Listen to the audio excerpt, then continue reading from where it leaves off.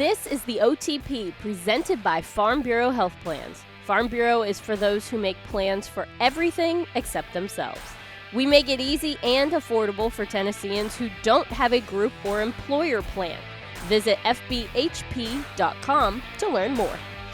Welcome to the OTP from Mobile, Alabama, and the Reese's Senior Bowl. I'm Amy Wells. Mac is here, Red is here, Ramon is here. We're all here, and we are wrapping things up from the Senior Bowl. That's right, folks. Our time here has come to an end.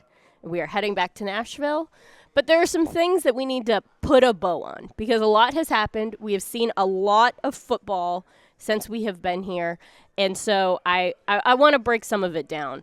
And I think the best place to start is the quarterbacks, because earlier in the week, we were reluctant to talk about the quarterbacks because they hadn't really gotten their feet on the ground yet, and we hadn't seen them in pads, and there were a lot of different things that we wanted to let them get acclimated to before we made any sort of judgments or evaluations. So, Mac, I'm going to start with you. Did you watch the quarterbacks at all, and what did you notice? Yeah, I watched them completely, for one full day. And it's you always do this because these guys, the quarterbacks that come in here, there's two things. First of all, they get a lot of information that it's just different from what they've ever had. And plus, a lot of these guys have played in the shotgun their entire career. They're asked to go under center, and then the route structure is completely different. And so you don't ever give them an IE, an instant evaluation, on the first day. Now, once they're into it and you can see them start getting more acclimated to what's going on mentally around them, then that's when you start. So yes, and you could tell as the days progressed, there was more 7-on-7, there was more throwing in team, and then both teams did a lot of what we call red line drills, where they were throwing the deep balls. They were throwing the deep balls both to begin practice, throwing deep balls in the middle of practice, and then both teams also extended their one-on-ones. And I was asked, and now by people saying, well, why would they have Jackson Dart and Jalen Milum on the same team? Because scouts and coaches want to see them throwing, alternating against each other. That's what side they by want. side. That's what side by side. That's what they want to do. And it's not. You try to even out the teams number wise, but that's why they want to see that. Anytime you've got two kind of quarterbacks that are at the top of the pile, that's what you do. You try to move them just so they can throw side by side, same throws, same time frame, all of that stuff in one time. So you saw them do all of that. They both got more comfortable with what they were doing. Just like they always have. That's the path for quarterbacks in this league. Rhett, was there anybody who stuck out to you in that group? I think as the week progressed, Jackson Dart from Ole Miss is the one I think that has the most to gain out of this group. I would say Riley Leonard from Notre Dame probably, and certainly coming off of national championship game. And then a couple of the other guys that were a little steadier from start to finish, Tyler Shuck from Louisville and Seth Hennigan from Memphis, all made some nice plays in this, but I think Jackson Dart is the one out of this group. And the only reason I haven't mentioned Dylan Gabriel is because we realize just exactly how small Dylan Gabriel is, and I don't know how much that translates. We're going to figure that out. Ramon, one of the things that was a big topic of conversation throughout the week is there's a ton of running backs here. Yeah. There's just a lot of them. Was there anybody who you feel kind of separated themselves from the pack this week? More than likely the SMU running back. Rhett called him out yesterday. He had some flashes throughout the day. But, of course, I didn't pay attention to them fully. I was more looking at the quarterbacks and wide receivers for the most part. But just looking at the speed that the running back from SMU just – completely could move away from guys. If he got speed like that, he's trained himself in a wide receiver role. And in today's world, as far as being a running back, you can't just tote the ball. Saquon and Derrick Henry are in that world, but for the most part, you got to have a toolbox of weapons, and that's just in between the tackles, hitting the edges, which he did, and also being able to catch the ball out of the backfield. What we're learning right now, looking at the college game, a lot of these offenses are within 5 yards of the line of scrimmage, and that might mean throwing a wheel route to the running back and putting him at a disadvantage against a linebacker. That's what you saw out of a guy like him. So he's one in particular that kind of piqued my eyes a little bit also when Rhett pointed him out. Yeah, he's talking about Brashard Smith. And Brashard Smith is a Miami kid, went and played for the Hurricanes, was a 3-year wide receiver, converted to running back, went his last year of eligibility to SMU, where he absolutely took that to task, over 1,300 yards rushing, another 300 and change out of the backfield as a receiver. So the receiver part of him is there, and he's learning the running back part, and I think he certainly has the explosion. But, yeah, he's somebody that you should definitely keep your eye on. That's fascinating, though, Rhett, because most times a wide receiver going to running back is one of those situations where you ask yourself, is he physical enough to play the position? He's shown that. But, of course, you catch him in space, that's his specialty. Like, you better have your head on the swivel, and you better also have some burners on your feet to catch up to a guy like him. I got two more running backs because I think these guys kind of started out strong and stayed strong. Is R.J. Harvey from University of Central Florida. I liked him. And then Trevor Etienne. Trevor Etienne was solid from start to finish. All right, Ramon, because you said that you had your eye on the wide receivers. Yeah. You now get to tell me about some of your favorite wide receivers throughout the week. I got to start, and it's not because he's on this broadcast with this, okay? It's not. But TCU's Frog. Okay? Jack Besh. Followed up with multiple days of good work. You saw him make contested catches. You saw him going across the field. You saw him down the field. He did everything that you needed him to do. Another one, Oregon's Tez Johnson. Always found himself open. I know Rhett and Coach Mack brought up the Louisville quarterback, Tyler Shuck. He found him consistently throughout the course of these practices. And you just one of those situations you find yourself and say, why is he always open? And then another one, of course, is Illinois' Pat Bryant. He is precise. He's bigger than I thought seeing him on the field compared to other players out there, and he can get down the field. He was really good catching the ball over his shoulder. His separation was good. So those are guys I enjoyed watching over the course of this Senior Bowl, and I think helped themselves or at least solidify that they are who we thought they were in this pre-draft process. Rhett, what about you? Anybody separate themselves from the pack? Well, he's right about Tez Johnson. Tez Johnson's smaller receiver, reminiscent of a Tank Dell that we've seen here at the Senior Bowl, the same kind of build and frame. He's a little bigger than Tank Dell. But, yeah, Jaden Higgins from Iowa State is another big receiver that is over 6'2", 200 pounds, and, is one of those bigger receivers in this. And Arian Smith from Georgia is a guy that really started to build in the middle of the week going towards this game. And no surprise that, a Southeastern Conference receiver from a program like that is actually pretty good when he shows up against these other guys. But and Jamari DK from Florida, that's another guy who's been in a big program and started to flash a little bit here. But Arian Smith is the guy from Georgia that was pulling away from guys easy because he was a Florida State track title winner in high school in 100 and 200 meters. And it showed up. Tez has got Tank Dell to thank. Yeah.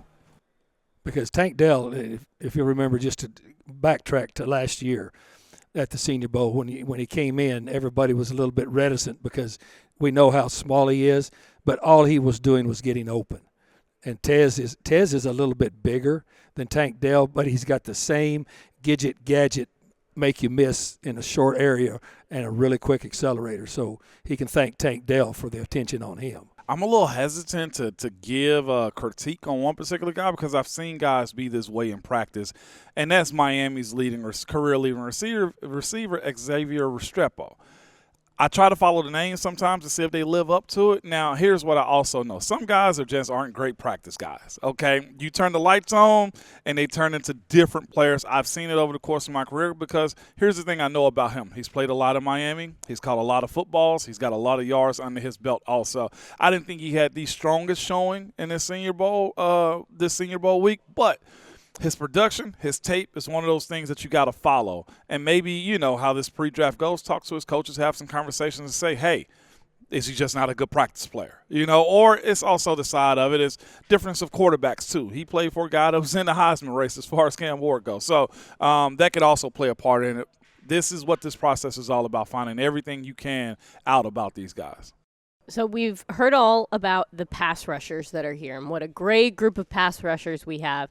Rhett, do you feel as though they were as advertised after seeing the work they put in this week? Well, it didn't start off that way. The O-line had the best of them to start the week out, but it certainly they kind of evened the score a little bit with that, including a guy that we had here on the OTP with Mike Green from Marshall, a former Virginia Cavalier who transferred to Marshall and was the sack leader in college football last year with 17 quarterback sacks. Big Landon Jackson from Arkansas is certainly someone there. Donovan Ezaraku from Boston College, who had 16.5 sacks in 2024 himself. And there's other guys. I mean, I'm sure you guys have some prospects too, but this thing was rich in edge rushers and D-line in particular. It was. I think the first day we saw a few of these guys, like Rhett said, they had to back it up with a couple other days of work after that. One in particular everybody saw on social media is Kentucky's defensive lineman, Deion Walker. First day out, he was, I call him sticking on the guards and not getting off of blocks and stuff like that.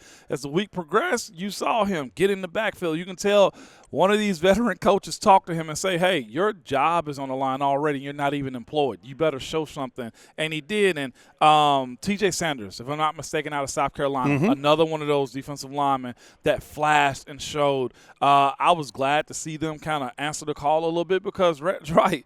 The first day or so just didn't go in their favor, but they showed the pedigree for sure over the course of this week. Well, Mike Green is the one that everybody had huge expectations on him coming in here, and it took him just a minute because I think the first day he just said, well, let me. They know I'm a speed rusher. Let me try to do something else. Well, then he went to who he was, which was really good. Talking about Ramon's guy from Kentucky, just coaching points for him that you could tell that they got him really quick. He's 6'7", so he's going to play tall anyway. But what he was trying to do the first day is get off the ball. He was getting off very, very high, and then he was standing up to look and see because he can see over everything. But he was letting him get into his chest. He was letting him do all the things you don't let him do. So they got a hold of him and said, look, pads down, go forward, crush the line of scrimmage first, and then go to work. And so you could see some of the coaching kicking in, too, on these guys because when they go into meetings, when you're coaching this thing, when we had Jim Nagy on, he told us what he tells these coaches is, look, don't go deep on schemes, but go deep on technique and let them play. In other words, don't give them too much mentally, to clog them up, but let them play because what we want to do is see them compete one-on-one. And so you could see the technique that they went into with those two guys in particular. Well, Mac, you mentioned Jim Nagy, and that is just a great transition. Let's share some of that conversation that we had with Jim Nagy right here on the OTP. So happy to have you here. We're so excited to be here in Mobile at the Reese's Senior Bowl.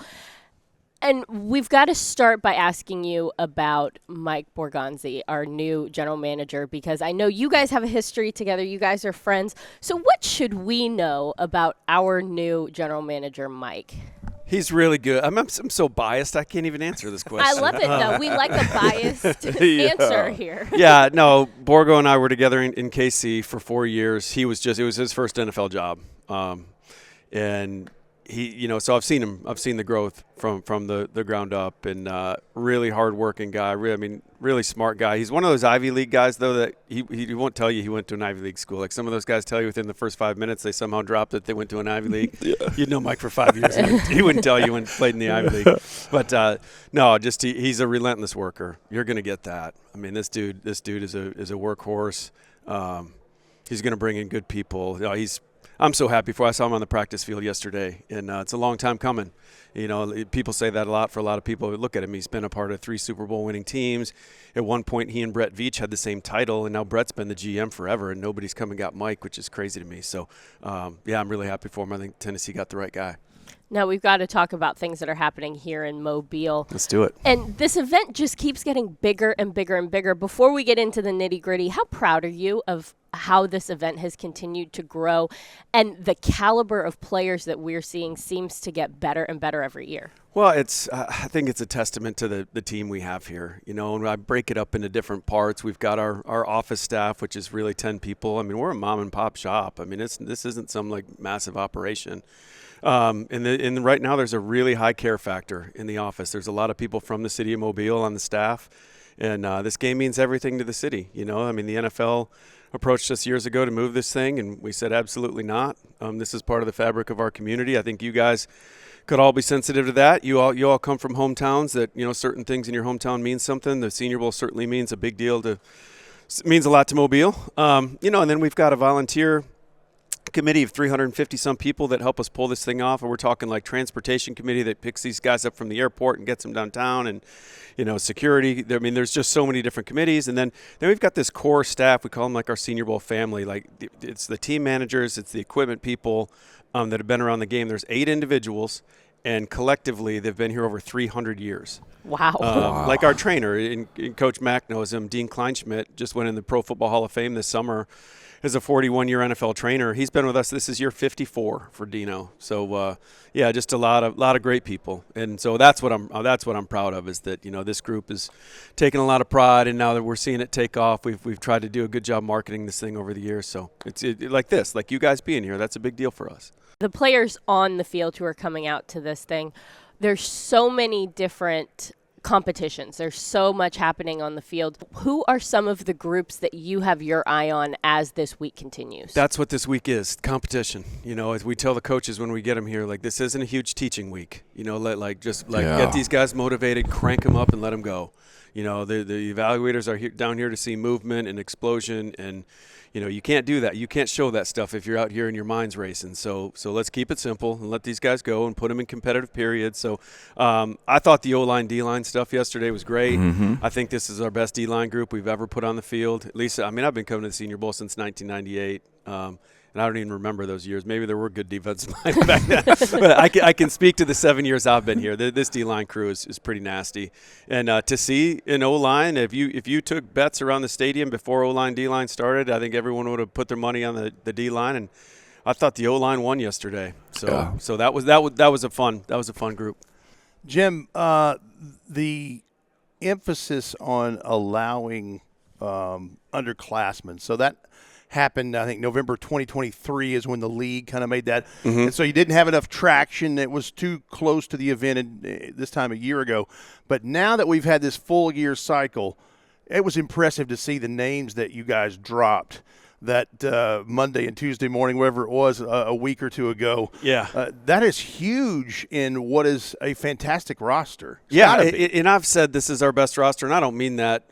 You know, I'm not trying to brag or anything like that. They should be better. We can bring underclassmen. So I'm not saying that to like be boastful by any means. But yeah, we didn't get a lot of traction last year from them. I just don't think they thought Senior Bowl was going to be part of their process. And so this year, last year, all 10 first rounders were seniors. So if we can get to, you know, and I think we've got a big, you know, nice handful of juniors that will be first rounders out of this game. So yeah, that's a big deal, getting the buy-in from those guys. So hopefully we can just keep building it. It's got to be exciting when you set this up and you understand what it is. It's good on good, the Senior Bowl. Everybody wants the Senior Bowl, and you get guys down here that I might not know about, Rhett may not know about, Coach Mack and Amy may not know about, and you see them shine and you feel good about extending that invitation too. One of those guys yesterday for me was, I kept saying, who the heck is 16? Aeneas Peebles. Like, seeing him, to your point about the defensive line, he somewhat wrecked shop yesterday. And not just him. There was a few other guys that ended up having good days. I didn't know a whole lot about. Tight end from Miami, Elijah Arroyo, also had a day. Yeah, but how is it seeing those dudes kind of carve a pathway for themselves in a week like this? Yeah, so Aeneas is a good example of us trying to integrate some analytics into this thing. You know, we have a limited budget. We're not the Tennessee Titans. We're not some $1 billion. So, but we try. So we've got this tool, PFF Ultimate, and you can sort pass rush stuff. And so we got into the middle of the fall, and we had free agent grades on Aeneas Peebles, and from our 2 scouts that saw him, and I was like, And I was I was looking at these like advanced pass rush metrics, and there's a thing called pass rush win rate. And you don't necessarily have to get a sack, Right. but like, it involves pressures and hurries and all those things. And like the top 50 guys in this, they were all edge players except Peoples, and he was like number 8. And I was like, for an interior D lineman to be 8 on this list when every single other guy's an edge player, I'm like, there's got to be something to this guy. So then I flipped him on. I'm like, oh yeah, we've undergraded this guy. Yeah. he needs to be in the game. So we caught one there. That was a good one. And then, like we had a center from Georgia drop out on Saturday. Which was unfortunate. I hate losing guys that late. They're 24 hours from getting on a plane and we lose a guy. It's like, come on. We replaced him with a guy. I don't know if you saw this guy yesterday. Willie Lampkin's a center guard from North Carolina. You stole my thunder. I was going there next, man. Okay, sorry. Tee it up for me. Look, all right, yeah. So again, you scout. That's your background. You've been in the NFL business and industry. Willie Lampkin, how 5'10", 275, invite to the Senior Bowl. Your question is how? Yeah, not just how, but like I looked at his tape. Also, I get it, but how? Yeah. So we lose Wilson, and Willie was just we knew he wasn't going to come in big. He's a smaller guy. He came in at like 5'10" and 3/4, whatever he was. He was 270 pounds when he showed up. I thought he was going to be like 285. We didn't have a verified weight for the guy. Of course. Yeah, he probably never wanted to step on a scale until he got here. Like DeJuan Jones last year. But no, so, but you watch Willie's tape. He's just such a good football player. Like, he won the ACC Jacobs blocking trophy. He was when you dig into his background, he's a 4-time state wrestling champ, so you love that. His body type, even though he's short, he's got disproportionately long arms. He's got like 32.5-inch arms. He's got a big old butt on him so he can stop people.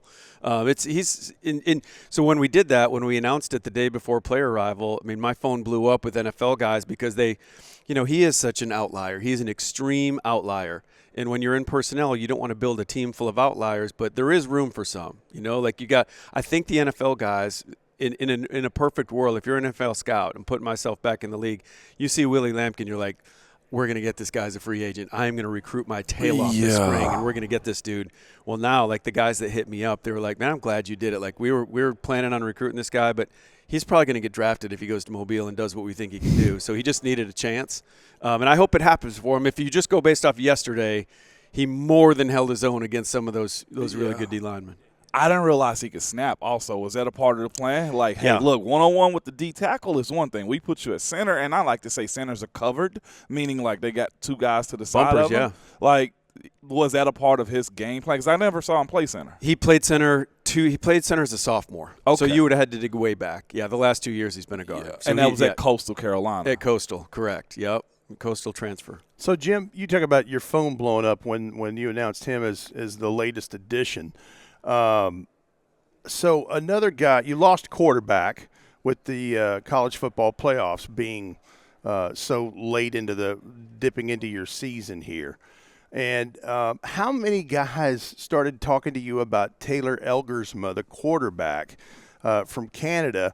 And because I've read all I can read about this guy. I don't think he's been to any of the Manning passing camps or anything, but I've seen where he has been a part of the CFL's quarterback initiative and internship kind of thing where he's participated with CFL training camps and things. But how many people were bugging you about who is Taylor Elgersma? So that one, I got to give credit. There's a guy in Birmingham named Ben Neal. There's a group down here, QB Country. Started in Mobile. There's branches all over the South. There's one in Nashville. The Nashville one does really, really well. It trains middle school, high school age kids. And we have a partnership with those guys. During the week, there's a camp at the end of the week, a QB Country draft prep experience is what we call it. So we bring a bunch of high school kids down here and get them behind the scenes. And so Ben was training Taylor this summer, and he called me in October. He's like, I know you're the Senior Bowl, and this is probably a stretch, but, could you hook me up with another all-star game for this kid? I got this Canadian guy that can really throw it. And, we lost Will Howard last week after the college football playoff. We lost all the Ohio State guys, which was unfortunate. We had some really good ones coming down here. So I was like, you know what? Let's do it. Let's bring this guy down and let him throw it around. Because QB Country, don't they have a branch of that in Nashville? They do. That's what I thought. Yeah, it does really well. And that was started by the guy who's running the Manning passing camps. Yeah, now, David right? Morris. So David was Eli Manning's backup at Ole Miss, and they're best buddies and in each other's weddings and all that. And now, so yeah, he runs the Manning passing camp now. So just a lot of connections. When you get in the football world, like everyone kind of knows each other. And I'm just interested to see him down this week. After they've had that first day to kind of get their bearings. I mean, Duke can throw. Yeah, he can throw it, but think about it. The field's different. The ball size is Right. different. I mean, there's just a lot. There's a lot. Right. There's a lot going on with this guy right now, and he's never played with people like he's playing with. The speed of the game is probably. I haven't talked to Taylor since practice yesterday, but I'm sure he was out there like, wow, like these receivers, like he didn't have guys like that up in Canada. So, so no, he might have been late on a couple throws yesterday, but no, it's cool. It's a cool story. I did a TV hit up in Canada a couple days ago, and they were like, man, this is wildfire up here. Like this is all anyone can talk about, and I'm like, that's awesome. That's not why we did it. Like I did it. This kid deserves a chance. So And you needed an arm, too, to get through the week. Yeah. You know the way that we feel about you, but what you've done, and I've told you this. I mean, I've been coming since '86 to this thing, coached in it several times. You've done a great job with this place. You've done a great job of identifying players. Well, Coach Mac, huge. Yeah, that means that coming from you, that means a ton. Thank you. The thing that strikes me about Jim Nagy every time we talk to him is that he is so excited to tell the stories of these players. Yes, he's an evaluator of talent, but he gets so genuinely excited about each individual player as a person and who they are and their journey to this point. And Rhett, I just think that is such a special thing that he is the person taking over, that he is the person who has taken on this role in the Senior Bowl and made it just exponentially better because he cares about those guys so much. That's the thing. It's still a people business, and they are from all walks of life, and some of them are met with tragedy, some are met with triumph, some with both. And you heard him mention right there, Jack Besh, the receiver from TCU, who tragically lost his brother Tiger, the receiver from Princeton, in the New Year's Eve thing that went down in New Orleans. And of course, he's wearing his brother's number, and everybody's wearing the decal on the helmet for the game. But there's all these different stories, like Tez Johnson that we've just mentioned here in this OTP from Oregon. He is the adopted brother of Bo Nix. Like they become that tight in that program with the Ducks, and his family adopted Tez. So there's just some really neat stories in this, and I mentioned the linebacker from South Carolina who has all these crazy connections. And Demetrius Knight, I think I've shared this with y'all, but, I mean, here's a guy that he spent 4 years at Georgia Tech. He went to Charlotte for his 5th year. And because he is married and has 2 young children, 1 boy, 1 girl, he would go as a DoorDash driver after these ball games at Charlotte, because obviously there's not a ton of NIL money coming into Charlotte. Right. So he takes a 6-year eligibility. He goes to South Carolina. He has a really nice year there. And so he is one that is starting to show up in this off-ball linebacker group this week. And he's also famously related to D'Angelo Hall, who we know in the National Football League, and he is cousins with Gladys Knight of Gladys Knight and the Pips, and also Aretha Franklin. Wow. That's awesome right there. That's quite the family. Whether you're buying or selling tickets to a Titans game or any live event in Nashville, SeatGeek is the place to do it. SeatGeek, the official ticketing partner of the Tennessee Titans, so Titans fans can fan. Home is the forefront of all we do. It's why we're so committed to caring for the places and spaces in which we work and live. Ashley, the official furniture provider of the Tennessee Titans. Little Caesars is the official pizza partner of your Tennessee Titans. Download the Little Caesars app and get your favorites delivered today. Delivery fees apply. Now, back to the OTP. We had the opportunity to sit down and talk to some of these guys. That's one of the best things about coming down to Mobile for this event, is that we get to meet some of these people. And so we want to introduce you to just a few of the guys that are down here participating in the Reese's Senior Bowl. And to start, We want to introduce you to Pat Bryant because he was the 14th player in Illinois' history to start at least 3 games as a true freshman. He ended his career with 137 receptions for 2,095 yards and 19 touchdowns. And when you talk to this kid, you hear his passion immediately. You clearly love this game, and you're clearly not afraid to work. All you guys have worked to get to where you are this week, but that workmanship and that grinder I hear in you, where does all that come from? So honestly, man, just growing up in Florida, man, you know, it's really just a football state. So just, I ain't gonna lie, if you don't got that dog in you, man, you really won't last that long, and it's eventually gonna get exposed. But really, just, man, my pops was always hard on me, man. Just growing up, I started playing football at 4 years old. So he was kind of my coach, my mentor, you know, throughout, you know, all the way to middle school. Finally let me go, but just having him in my corner, man, like, he wasn't one of those nice coaches. Like, it was times where I kind of felt like Dad, you pushing me a little too hard. But now that I look back on it, I really wouldn't be where I am today without him. Because when I was going to college, I was kind of looking for a coach that honestly kind of had that same coaching style, because that's what I was used to growing up in. At Illinois, Coach Andrew Stoker Hayes was that guy, and then Coach George McDonald came in. Then Coach Stepp came in. He was a little laid back, wasn't as aggressive. But I went through that my first 3 years, so I kind of, you know, was self-disciplined enough to have a coach come in like that and just keep that same, you know, that push and that dog mentality. Yeah, so Dad gave you the whole, I'm not your friend, I'm your dad. Oh yeah. He kept every time I tried something crazy. No, I'm your father. Like, on the field, I'm your coach, but when we leave this field, I'm your father. So just having him in my corner, man, it was really honestly special. And, you know, that's the guy I thank the most. All right, let me ask you this, based on that relationship. Now that he sees you're this close to being in this league, wearing that shield, has he let down any of that and that you know he's okay? He's straight up. Game, so at first he'd be like, so at the end of the game he'd say, so as a father, he'd give me a little scoop, and then he'd say, as your coach, and then he'd give me like things he saw while I was playing, things I need to work on. So he kind of dialed it back a little bit, just knowing that I have coaches, but he's still gonna give his piece of advice. And, you know, after any game or anytime he see me, he used to come to practice. Sometimes anything he saw, like many times he'd just, you know, correct things, and then at the same time be a father and just say how proud he is of me. The night your name's called is going to change that for him, though. Oh yeah, it'll certainly change it for you. For me, yeah, of course. You might see some of that wall come down a little bit. Just a little bit. Yeah. That's awesome, man. Here's another one that we want you guys to hear from. This is tight end Jake Briningstool. He is participating in the Reese's Senior Bowl, of course, and I had the chance to catch up with him after Tuesday's practice to talk about his unique skill set as a tight end and what it'd mean to the Nashville native if he had the chance to play for the Tennessee Titans. What makes you and your style of play so special? Yeah, you know, I think unique is a really good word. You know, I think I bring a lot to the table in terms of the run and the pass game. I think I can make a difference in both. But obviously, I feel like my strength is in the pass game, creating separation, creating mismatches outside, and I'm ready to go prove that. At the next level, where do you think that fits in the best? I think it fits in anywhere. You know, I'm open to learn new things. I just want to be able to compete, you know, do my best day in and day out. And wherever that is, you know, God has a plan for me, so I'm trusting that. A lot of what people talk about is your spatial awareness as well. Where does that come from, the ability to know not only where you need to be in relation to what's happening, but what everyone else is doing as well?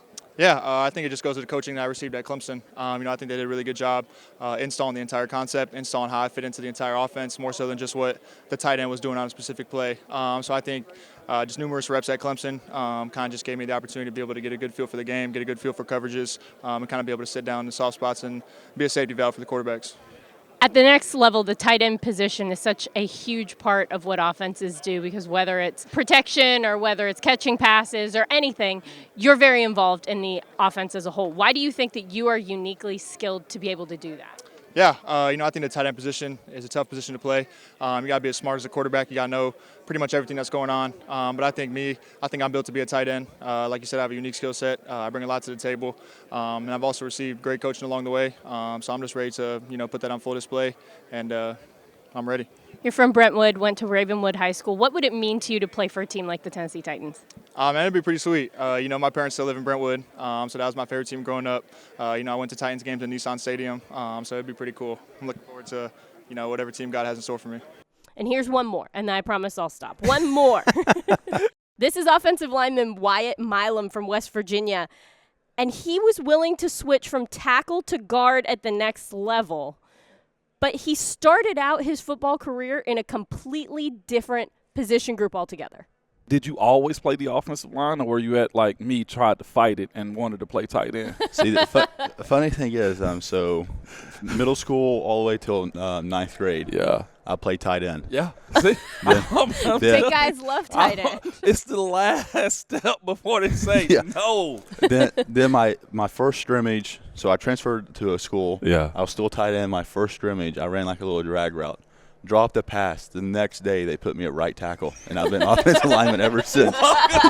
Yeah. Wyatt, mine was this. It's not about me, but I got to tell you my pathway. Ninth grade, I played tight end, DN.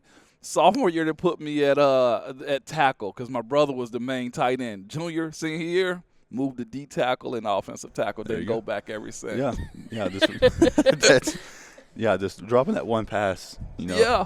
I don't know what would happen if I did catch it. I don't know I don't know if I'd be here right now, but I'm glad they moved me to the right. Thank God for that drop pass. Yeah.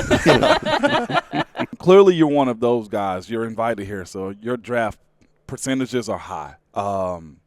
What's your plans when you get into the NFL? If you've thought about it that far, like year one start, or just what's your mentality going into it? I say my mentality is I want to go start. I belong. Yeah. I want to go earn the respect, trust of the older guys there. Yeah. I want to go. I want to work. I just want to work and get better every day in the NFL.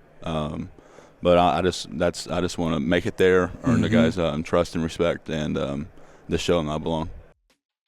Hey Titans fans, with a Kroger Boost membership, you'll score big with double fuel points, free delivery, and lots more. Go to Kroger.com/boost for details. Kroger, the official grocer of the Tennessee Titans. Tighten up. The OTP, presented by Farm Bureau Health Plans. When it's game day for your health coverage, trust Farm Bureau Health Plans to draw up a winning play for you. They've been covering Tennesseans for nearly 80 years. Now, back to the OTP. So there you go. Those are some of my favorites, and I'm so excited that we are able to share those stories with the OT people. Well, because I think it's important for them to know. It is important for them to know, and that was a really good job for you with Jake Briningstool, the Ravenwood Raptor in Nashville, and by the way, that young man has done very well this week. Yes. That big number 19 has flashed quite a bit. Pat Bryant, I mean, you can tell how much his father is influential to him, been playing the game since he was 4, and has been his coach and the guy that just push. Like I said to him, and there's he's the one that said, "I'm not your friend, I'm your dad, and I'm your coach." And then you think about these other guys we talked to. I mean, there's some great stories in this, and that's why that Jim Nagy is so excited, because these are people. And they have some incredible things that are happening to them, not only this week, but going forward. Yep. It's such an awesome event. And, Mac, you've been to every one of them. Yeah, and I'll tell you why Jim Nagy is so excited about it. Because he also it's not just because he's got them here to play the game, or he's got them here. He realizes what a difference he's making in their lives. This changes these kids' life. I mean, they come in here from all different backgrounds, all different shapes and sizes, but the chance to have a chance to do what they're doing here, and then a chance to go to the combine and just to get your foot in the door of the National Football League. And most of these guys are going to be able to play in the league. That's how good Jim has done vetting these people through the years that he's been in charge of this. But he also knows that he's changing their lives. He's completely changing their lives for the better. And, you'd have to be proud of that. As a coach, you're proud of that when guys come in. I mean, they come in driving a Pinto and leave driving a Mercedes. I mean, you're proud of that because you've seen them just grow. But this is big. And it seems to be even as if they're going to improve it even more. Our conversation with Jim Nagy, he explained how they're incorporating analytics into it now and how it really benefited a guy in Aeneas Peebles. Like that played a huge part there.